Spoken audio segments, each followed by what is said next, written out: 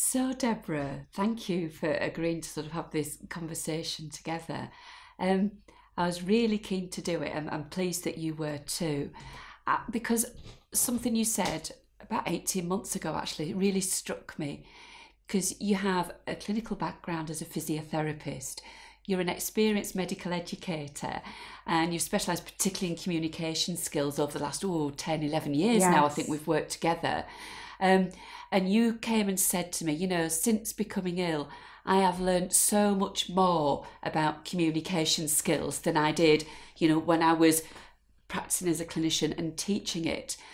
So I just thought it would be rather good, really, to capture that and to explore what you mean Yes. by that, because we could all learn from that. So Um, do you want to tell me a bit of how you got started? Absolutely. Well, as you say, we've worked together a long time. I Yeah, think it was about 10 or 11 years ago, I came and did the communication skills masterclass, and then subsequently came and taught third year medical students communication skills. And what was very interesting from that was obviously having been, as you say, clinician and communicating as a physiotherapist, yeah, and I was also teaching physiotherapy students. yeah, I had quite a what I thought was a good idea of how to communicate with patients and teach students to communicate. And then I learnt a whole new process through coming and doing this course at the medical school, all about mixing the medical model with a more psychological model. And it made so much sense. And I really felt that when I was teaching that to students and getting them to use that model, that I was really making a difference, hopefully, in how doctors communicated in the future with their patients. yeah, yeah, What was interesting was then subsequently, time later, so in 2015, when I was diagnosed with cancer, I saw it from the other side. yeah, And I saw this very patchy way of doctors and health professionals communicating. Some I'd look and think, oh, you wouldn't pass my class. And others very, sort of exemplary. And I really feel that I learned so much more. And I have been teaching the communications since that and have felt that really actually I've been able to bring that experience to hopefully give extra to the students.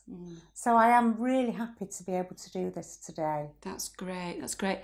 I guess if we sort of go back to the beginning with this, it'd be interesting to hear a little bit about when you first got your diagnosis and sort of leading up to that. Yes. And sort of perhaps you describe some of the communication skills that were used around that. I know you said you sort of had a mix of experiences. Yes. Well, I suppose my I'd had problems with my bowel. I've been diagnosed with bowel cancer. Yeah. So I had gone to the GP who'd referred me for a colonoscopy. Yeah. And I now know that at the colonoscopy you are often told what the findings are. But for me, that was a real shock, and actually possibly one of the poorest aspects of communication I've ever experienced. So with a colonoscopy, you can choose to be sedated or not. And I chose the sedation, and they do the procedure, and you can actually see it on the screen. With me being sedated, I probably wasn't taking in so much of what I was seeing. Prior to actually having the procedure, I sort of joked, I do have a little bit of a black sense of humour, and I joked with the clinical nurse specialist. I said, actually, really, I feel my symptoms have gone now, and I genuinely did. I'd been quite well for a few days. Yeah. I said, I think I'm wasting your time. And she said, well, you're here, let's do it anyway. And I think the procedure normally takes between 1 and 2 hours. I am aware that after about 25 minutes, they said, we can't continue this. There's a huge mass, it looks cancerous. And I looked at them, and I'd never really worried that I was ill or had cancer. I knew I had these symptoms and I had answers for all of them. And I said, oh, I'm not surprised. And perhaps it was the sedation that takes away a bit of the armour from you, and you speak more of the truth. But actually, I think it was a mixture of surprise and, oh, that's what all those symptoms were. I said to them, well, what happens now? And they said, you'll have a CT scan. Well, I thought they'll rush me down now for a CT scan. And that wasn't the case. Within 2 weeks. So I came out of the colonoscopy into the recovery area where nobody, I was crying, nobody really took much notice of me. They just, I was lying there with other people, nobody mentioned anything.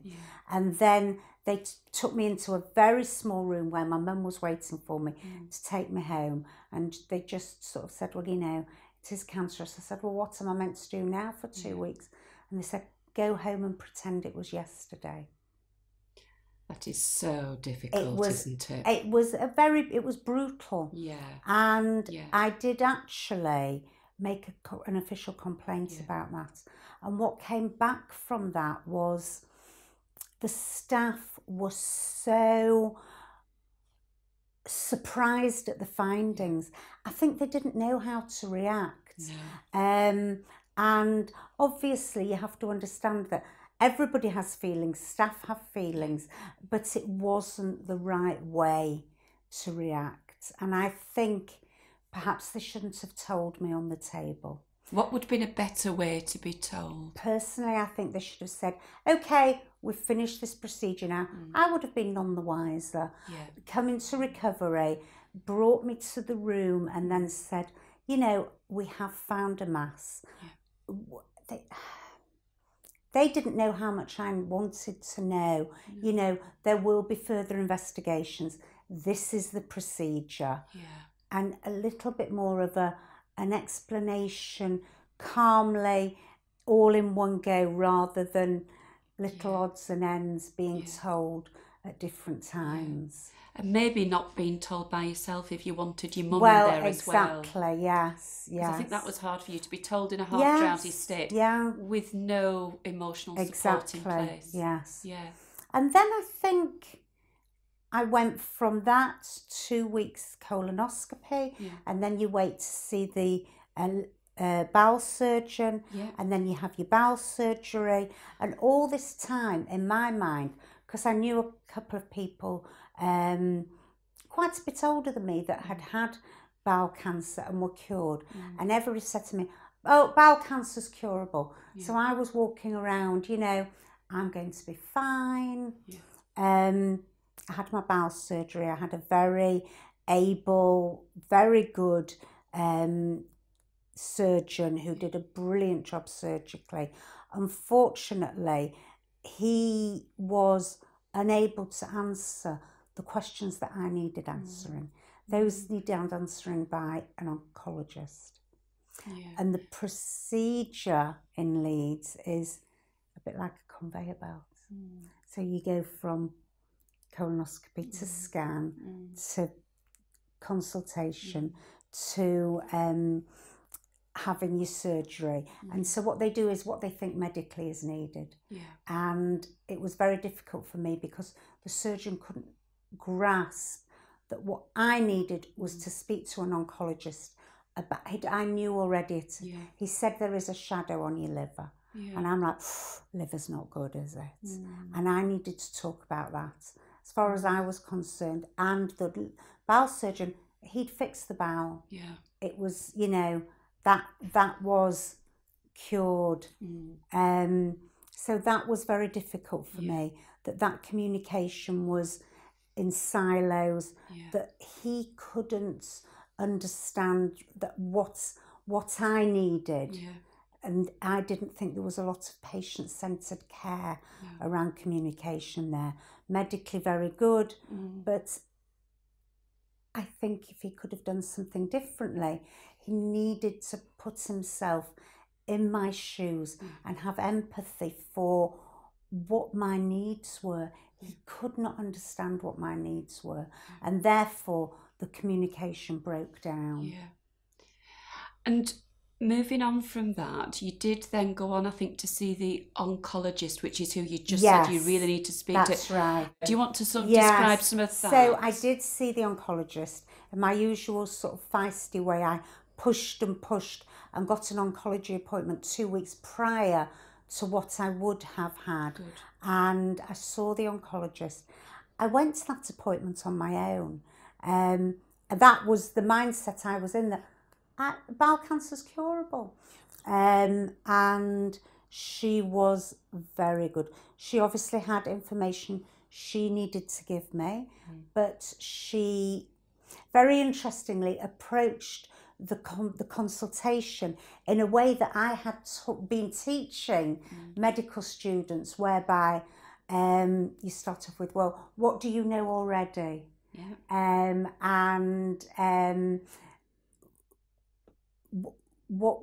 What do you want to know from me? So she ascertained the level of, information that I needed. I sort of made a few glib remarks, which she sort of reined me in with very nicely. But at no time did I ever feel that what I was saying was irrelevant to her. And she talked very much through the process. It was still very medical. Yeah. She did ask a little bit about emotional support and did signpost me on to places like Macmillan. Yeah. And I think that's quite key, because as a doctor, you have a certain role, and obviously within that role is emotional support for the patient, but you can't be expected to give that patient all the emotional support they need. But what I think is very important is you let the patient know where it's available. Yes. And that is, one of the main roles. I don't think you, as a doctor, you need to take on that whole role of emotional support. Obviously, within the consultation, you might have to do that. There were certain things that, had I been perhaps doing it as my third year medical students class, I might have suggested she sat in a little bit of a different position. Perhaps she wasn't on the computer and talking to me. But those things didn't really have an impact, because on the whole, the consultation felt very supportive. It sounded like it was much more kind of focused and unique to your particular needs and concerns and sort of ideas for the future, really. Yes. And she really listened to me. She'd obviously been involved in the multidisciplinary team meetings. I was in an unfortunate position where the liver surgeon was saying it was inoperable, and I was saying, please go back and speak to him. And she did. And she rang me at 8 o'clock one night at home and said, I've just been thinking of a few things and I'd like to think about this. And then she was very upfront about, I'm going to talk to my colleagues about this. So I felt very much she was thinking about me. She was thinking about what was best for me. Definitely in a medical way, but communicating with me about it. You must have felt very cared for. I felt very cared for. And in subsequent visits, when I went with my list of questions, I didn't feel rushed. I felt that, you get your friends and you read on the internet, and I'd go with all these things. Oh, my friend says I need oxidized vitamin C. And she'd take her time to talk through it with me and say what the evidence was for it and why it might not be useful for me. But there was never a time when I felt she was like, oh, let's get this woman out of the room. Everything that I needed to talk about. So that was a really, really good experience. Excellent. That's really good to hear.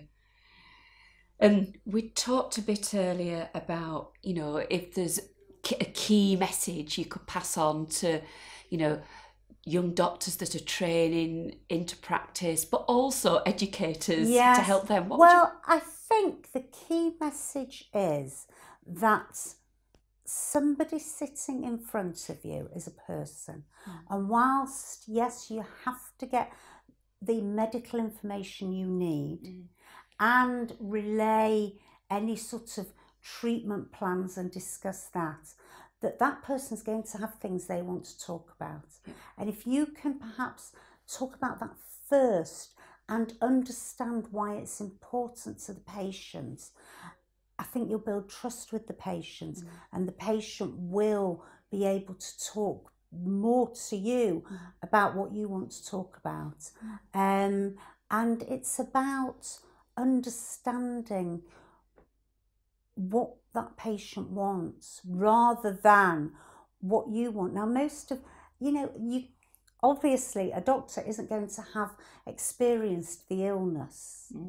So, it's whether they need to know, whether they talk to other groups of people. What's it like to have this illness? For me, obviously, it's cancer and going through chemotherapy. But, what's it like to be having Parkinson's? What are your issues with that? And if a doctor can understand from a range of patients what a range of issues might be like, I think they can be more empathetic and put themselves into a place where they can communicate better with the needs of the patients. Thank you. And if we had a magic wand here now, what's the one thing you would change from your experience? I'd try and change the conveyor belt experience to a more holistic, patient-centred experience. I think it's a big change, but I do believe it can be done, and I think it would really benefit the quality of communication and patient care. So is there anything else that we haven't talked about that you think would be important to raise? I think it's a learning process. I think especially as a student and an FY1, you just need to know you're not going to get it right all the time. But if you make communication skills a priority on a par with the medical and science, and learn to improve those as much as you're improving everything else, you will become an excellent doctor. The doctors who I have found to be really my excellent doctors have been the ones who have been able to communicate. But it's accepting that it's something you need to learn and work on. You're not going to get, into the ward day one and know what you're doing. I think find people who are good and watch them and follow them, copy them, and accept that, this is something I'm going to make sure is a skill that I have. Thank you so much, Deborah. It's been a pleasure listening to that. Oh, you're welcome. Thank you.